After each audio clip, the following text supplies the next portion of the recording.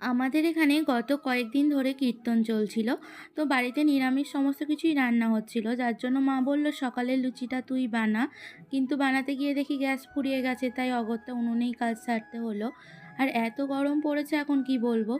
তাই কফি, মধু আর বেসন দিয়ে একটা পেস্ট বানিয়ে সেটাই ফেস প্যাকের মতন করে মুখে মাখছিলাম। আর তোমাদেরকে তো বললামই যে আমাদের এখানে কীর্তন হচ্ছিল।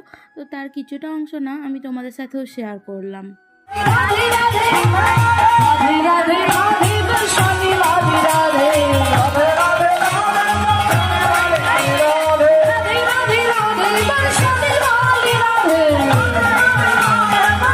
আর এটা না কীর্তনের পরের দিনের ভিডিও, যেদিন ধুলোট হয় ওই দিন। তো আমি, মা আর কাকিমা মিলে ওখানে জোগাড় করার জন্য গিয়েছিলাম। আর ওখানে না অনেক লোকজনের প্রয়োজন হয়, কারণ অনেক ছোট ছোট লুচি, নারকেল নাড়ু বানাতে হয়। আর নারকেল নাড়ুগুলো দেখো পুরো সেই ছোট ছোট গুলির মতন দেখতে লাগছে।